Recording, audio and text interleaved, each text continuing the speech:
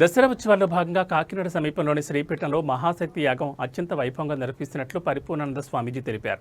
ఈ సందర్భంగా ఏర్పాటు చేసిన మీడియా సమావేశంలో ఆయన మాట్లాడుతూ 2023 నుంచి ప్రారంభించిన మహాశక్తి యాగాన్ని 3వ ఏడాది కొనసాగిస్తున్నామని, ఈసారి 100 కోట్ల కుంకుమార్చనలను నిర్వహించనున్నామని తెలిపారు.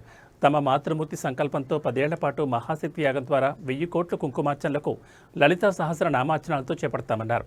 ఈ సంవత్సరం 2 నెలల ముందు నుంచి రిజిస్ట్రేషన్లను ప్రారంభించామని, సుమారు 36,000 మంది మహిళలు రిజిస్ట్రేషన్ చేయించుకున్నారని అన్నారు. గంటలకి హోమాలవి ప్రారంభమైపోతాయి. హోమశాలలో హోమాలవి, అర్చనలవి.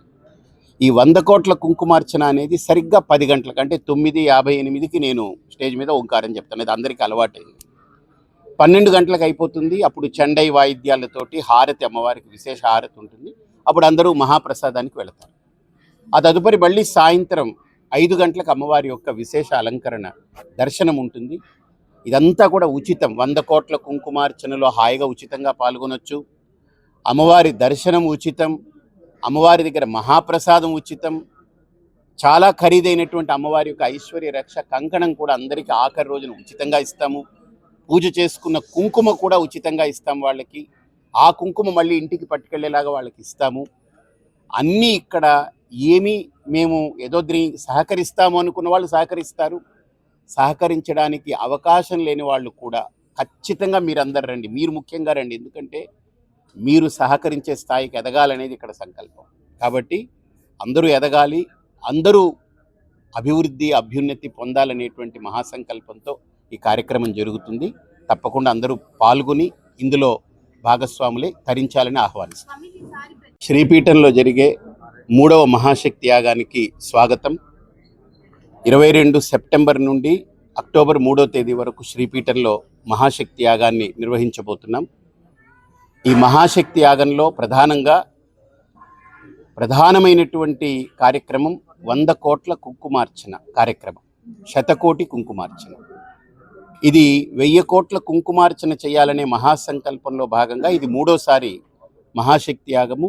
300 కోట్ల కుంకుమార్చన పూర్తి చేసుకోబోతుంది.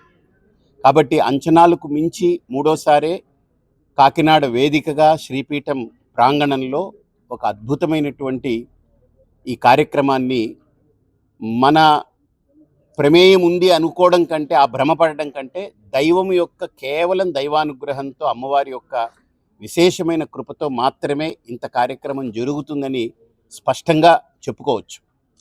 అలాంటి కార్యక్రమంలో పక్క ప్రాంతాలే కాదు, జిల్లాలే కాదు, పక్క రాష్ట్రాల నుంచి కూడా విచ్చేసి ఈ కార్యక్రమంలో పాల్గొనేదానికి చాలా పెద్ద ఎత్తున భక్తులు తరలివస్తున్నారు. వాళ్ళందరికీ కూడా ప్రతినిత్యము ఒక 40,000 నుంచి 50,000 మంది వరకు కూడా మహాప్రసాదాన్ని వాళ్ళకి అందించాలని ఒక గొప్ప సంకల్పం. అంటే ఈ 11 రోజుల్లో ఒక 4 లక్షల నుంచి 5-5.5 లక్షల వరకు దాటుతారనేది. అలాంటి ఈ కార్యక్రమంలో మా అమ్మగారి యొక్క ఆజ్ఞ మేరకు, ఆవిడ సంకల్పం మేరకు, ఆవిడ తనువు చాలిస్తున్న సందర్భంగా ఆవిడకు ఉన్నటువంటి కాస్త ధనాన్ని నాకు అప్పచెప్పి ఒక మంచి కార్యంలో వినియోగించాలని చెప్పిన దాన్ని ఇంకొకరి సహకారంతో కూడా ఇన్ని వేల మందికి కంకణాలు అవి ఇవ్వడానికి రిజిస్ట్రేషన్స్ అవి చేయడం జరిగింది. ఐడి కార్డ్స్ ఇవ్వడం జరిగింది. వాళ్ళందరికీ కూడా తప్పకుండా అమ్మవారి యొక్క ఐశ్వర్య రక్ష అనేటువంటి కంకణం అమ్మవారి దగ్గర పెట్టి అర్చన చేసి వాళ్ళందరికీ ఉచితంగా అందిస్తాము.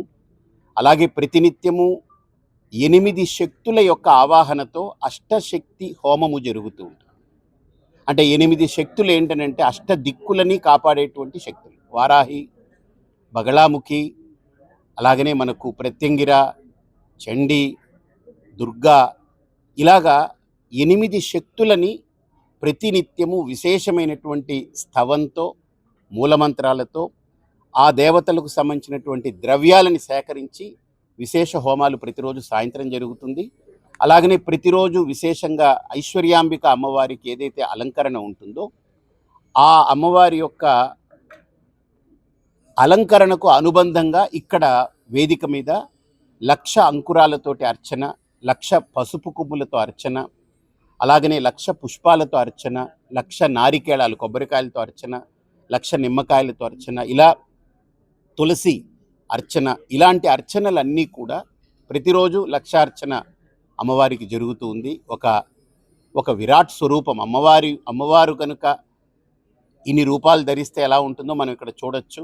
అందులో ప్రధానంగా కాకినాడలో నాకున్న అనుభవం ఏంటంటే ఇక్కడ వాళ్ళకి డిసిప్లిన్ నేర్పాల్సిన పని లేదు. ప్రతి భక్తురాలు ప్రతి భక్తుడు కూడా ఆ దీక్షా వస్త్రాన్ని ధరించడం, అమ్మవారిని స్మరిస్తూ వాళ్ళు వచ్చే విధానం చూస్తే మనకి ఎవ్వరూ వాళ్ళు ఏం చెప్పక్కర్లేకుండా వాళ్ళే సెల్ఫ్ ఆర్గనైజ్డ్గా వచ్చి కూర్చుంటున్నారు. కాబట్టి మీడియా ద్వారా మీ అందరి ద్వారా భక్తులందరికీ ఈ అంశాన్ని చేరవేసి ఇంతటి బృహత్తరమైన కార్యక్రమాన్ని పూర్తి స్థాయిలో అందరం కలిపి దీనికి మన సంకల్పంతో ఇది పూర్తిగా దిగ్విజయంగా పూర్తి కావాలని అమ్మవారి ఆశీస్సులు మనందరి పట్ల ఉండాలని కోరుకుంటూ సెలవు తీసుకుంటాం.